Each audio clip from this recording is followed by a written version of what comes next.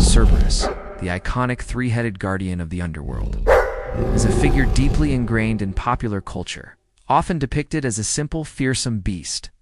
His image conjures notions of impenetrable boundaries and the finality of death. However, beneath this familiar facade lies a complex tapestry of ancient beliefs, conflicting accounts, and profound symbolism that reveals far darker truths about his nature and role in Greek mythology. He is more than merely Hades' pet.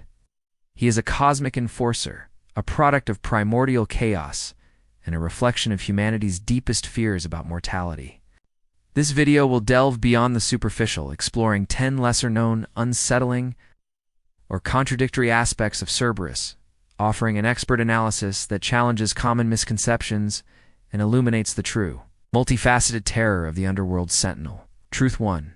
A lineage forged in primal chaos. The popular image of Cerberus as a formidable guardian often overshadows the unsettling reality of his origins. He was not simply a monstrous dog. He was the progeny of the most terrifying and primordial beings in Greek mythology. Typhon, a fire-breathing serpentine giant, and Echidna, a monstrous creature described as half-woman and half-snake.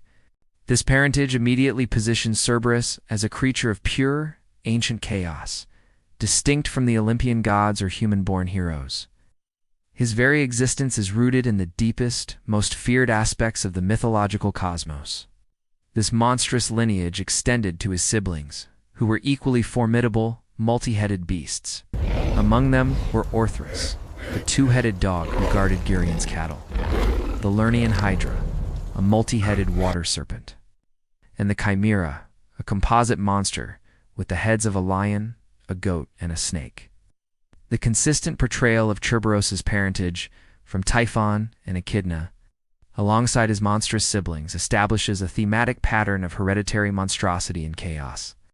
This signifies that Cerberus's terrifying nature is not an isolated incident or an acquired trait, but a direct inherent inheritance, a birthright of terror. It places him firmly within a cosmic order where certain evils and chaotic forces are fundamental and deeply rooted, emerging from the very fabric of the primordial world.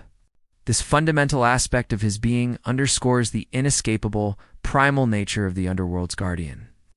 Truth 2. The shifting visage. More than just 3 heads, while the image of a 3-headed dog is almost universally recognized as Cerberus, ancient accounts of his appearance were surprisingly inconsistent, revealing a fluid and evolving mythological image. The earliest literary descriptions presented a far more overwhelming beast. Hesiod, writing in the 8th or 7th century BCE, described him as a savage, 50-headed horror. Pindar, in the 5th century BCE, even claimed he possessed 100 heads. Later, authors and artists largely settled on 3 heads, a convention that likely arose from practical considerations for visual representation.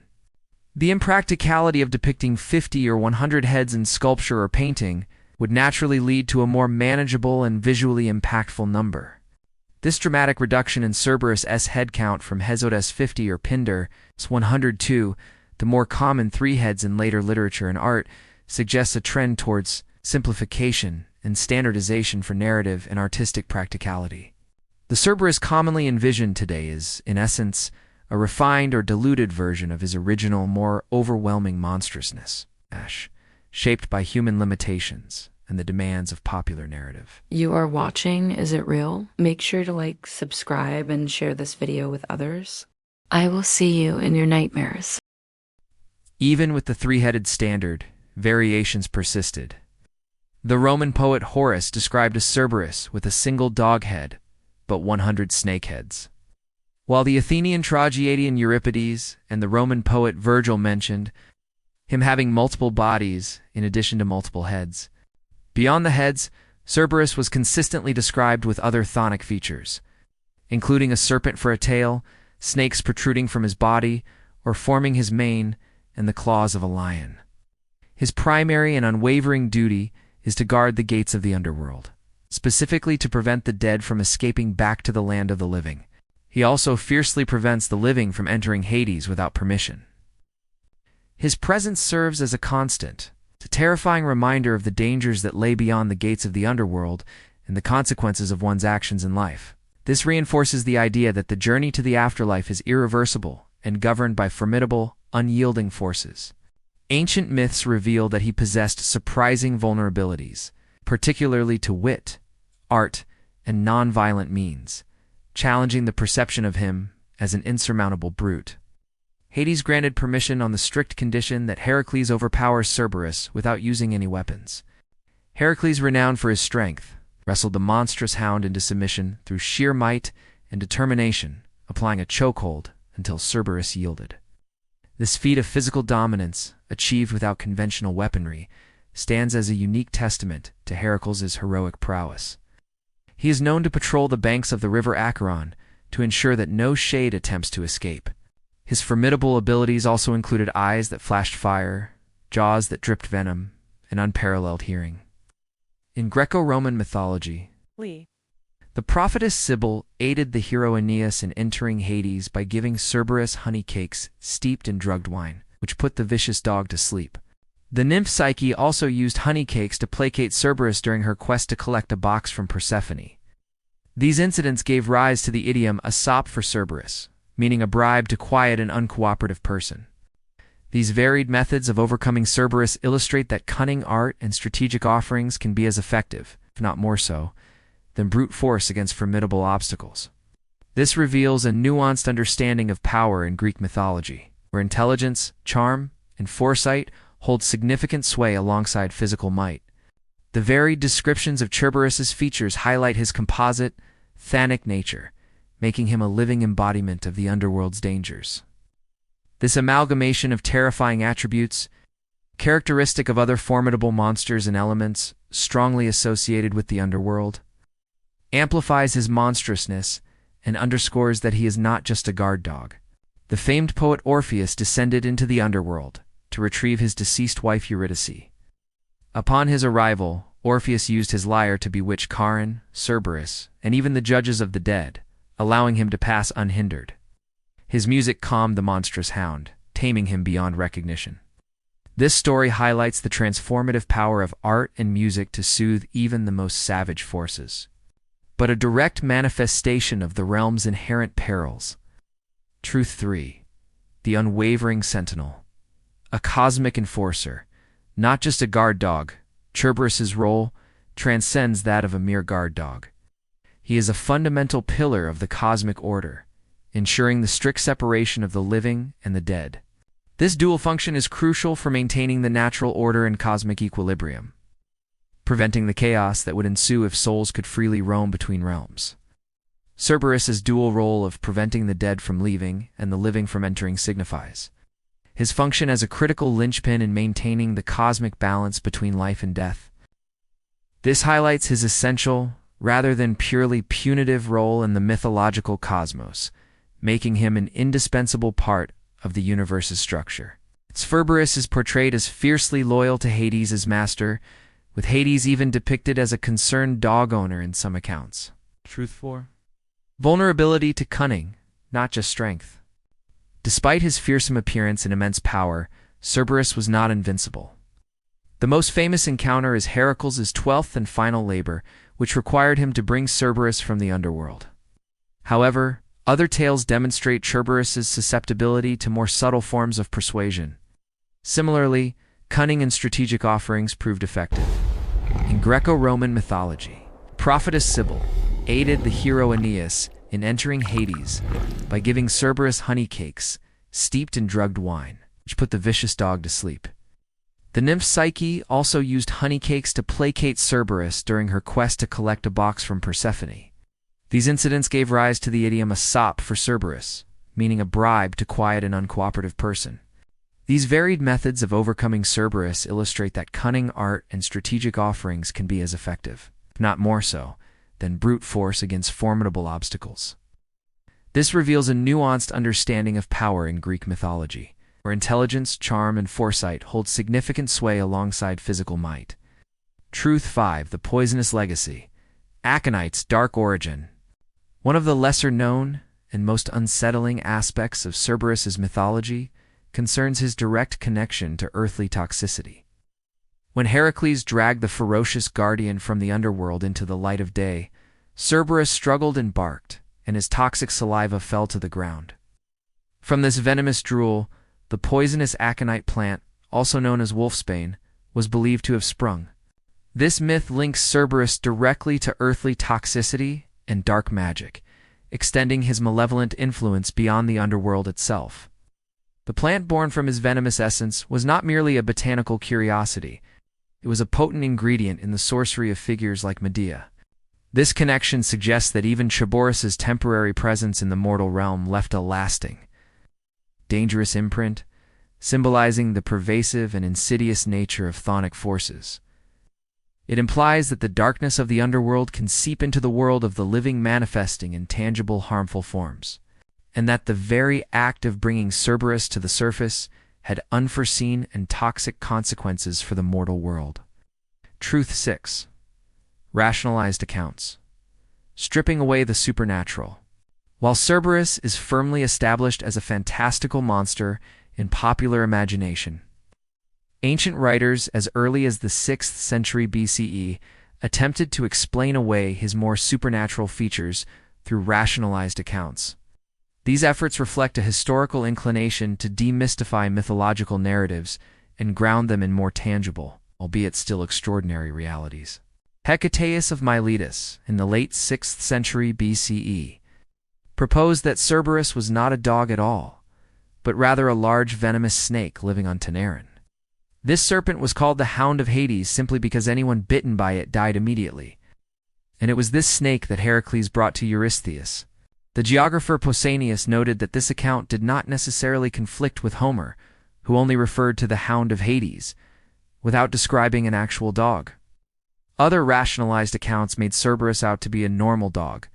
Pelephatus in the 4th century BCE suggested that Cerberus was one of 2 dogs guarding Gerion's cattle, the other being Orthrus. The 3-headed aspect in this version derived from Gerion living in a city named Tricranium, from which both Cerberus and Gerion came to be called 3-headed. Another account by Philocharis describes Adoneus as having a large mortal dog named Cerberus, who was fed Perithous. Heraclitus, the paradoxographer, in the 2nd century AD, even claimed that Cerberus had 2 pups that were never away from their father, making him appear 3-headed. These rationalized accounts represent a historical attempt to demystify and naturalize mythological narratives, reflecting a shift in ancient thought towards more empirical, or at least less overtly supernatural, explanations. This reveals a dark truth about how human reason attempts to tame the terrifying unknown, sometimes at the cost of the myth's original, profound horror and symbolic power. It shows a desire to reconcile the fantastical with a more comprehensible reality, even if that reality remained extraordinary. Truth 7.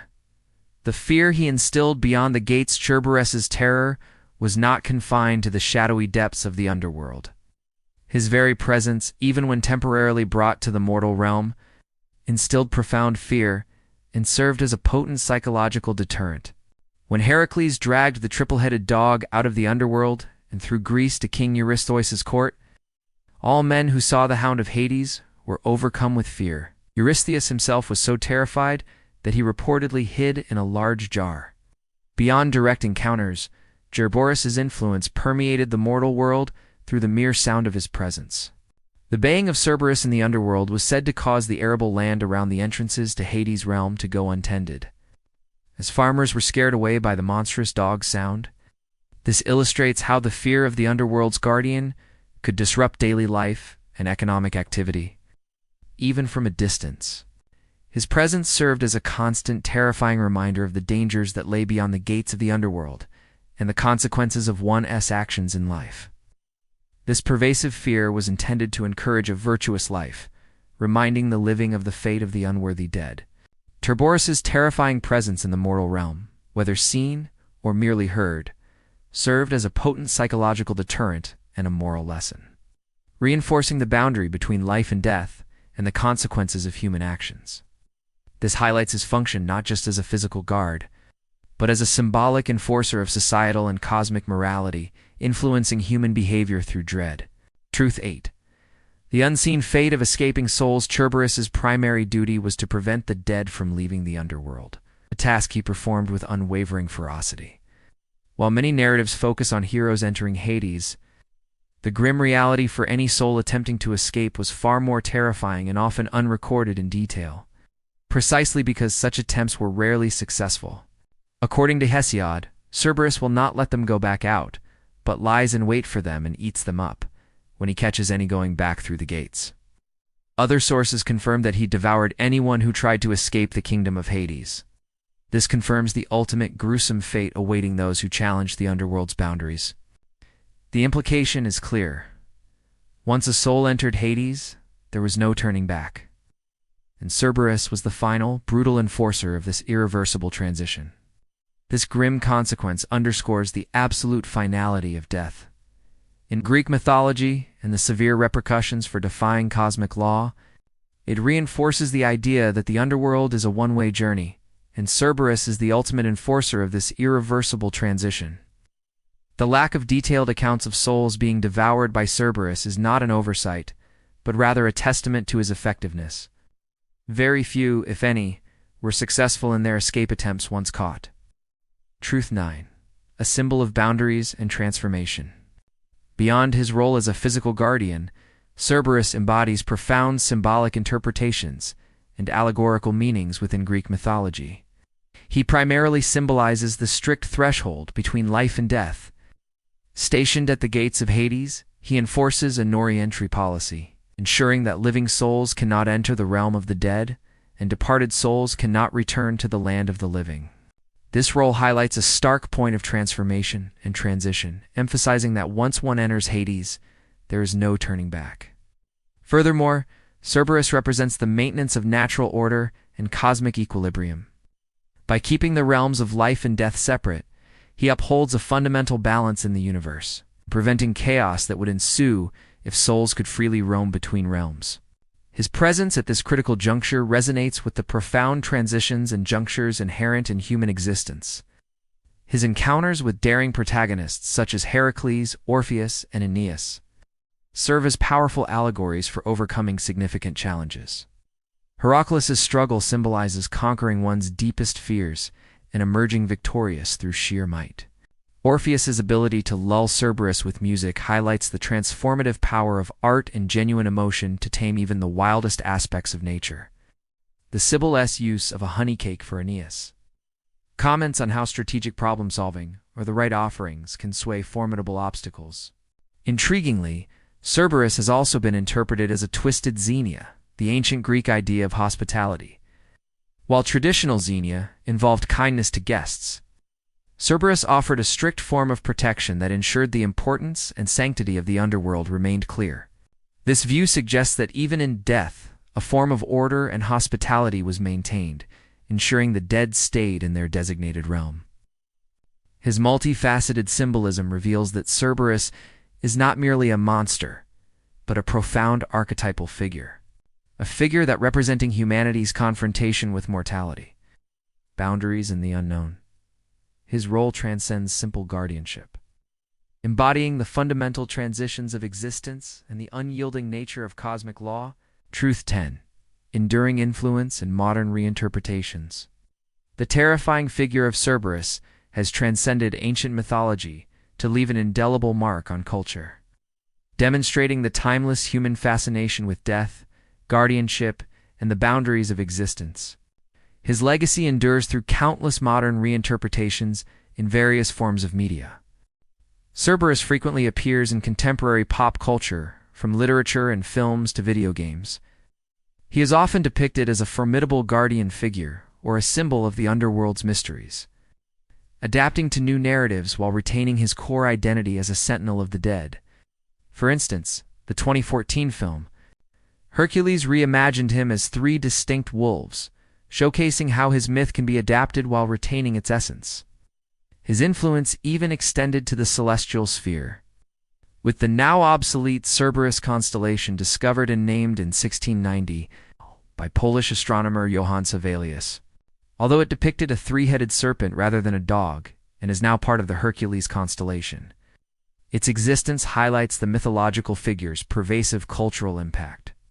Furthermore, Cerberus finds parallels in European folklore, particularly with the concept of black dogs, or hellhounds. These spectral or demonic canines, often unnaturally large with glowing eyes, are associated with death, crossroads, and sinister omens across various cultures.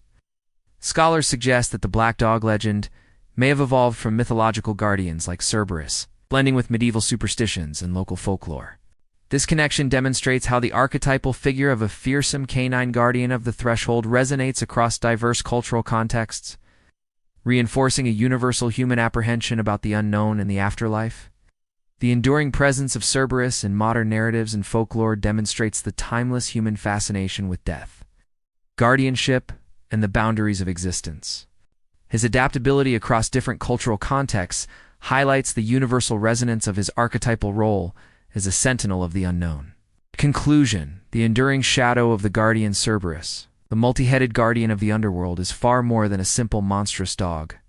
The exploration of these 10 dark truths reveals a figure of profound complexity, embodying the deepest fears and most fundamental principles of Greek mythology. From his lineage forged in primal chaos, linking him to a consistent pattern of hereditary monstrosity, to his ever-shifting physical form, which evolved from a 50-headed horror to the more manageable 3 heads for practical representation, Cerberus defies a singular, simplistic definition. His unwavering role as a cosmic enforcer, preventing both the escape of the dead and the intrusion of the living, positions him as a critical linchpin in maintaining the delicate balance between life and death. Yet, paradoxically, this seemingly invincible guardian was vulnerable to cunning, art, and strategic offerings, demonstrating that intellect and charm could overcome brute force in the mythological world. His poisonous legacy, giving rise to the deadly aconite plant, extended his malevolent influence beyond the underworld, while ancient rationalized accounts attempted to strip away his supernatural elements, reflecting a human desire to tame the terrifying unknown. The pervasive fear Cerberus instilled, even in the mortal realm, served as a potent psychological and moral deterrent, reinforcing the finality of death and the importance of virtuous living. The grim fate of souls attempting to escape, devoured by the relentless hound, underscored the absolute irreversibility of the journey to Hades. Ultimately, Cerberus stands as a multifaceted symbol of boundaries, transformation, and the confrontation with mortality, embodying humanity's enduring fascination with the unknown. His continued presence in modern narratives and folklore attests to the timeless resonance of his archetypal role as the sentinel of the unseen world. Cerberus remains a complex, terrifying, yet essential figure, embodying the profound mysteries of life, death, and cosmic order that continue to captivate and challenge human understanding.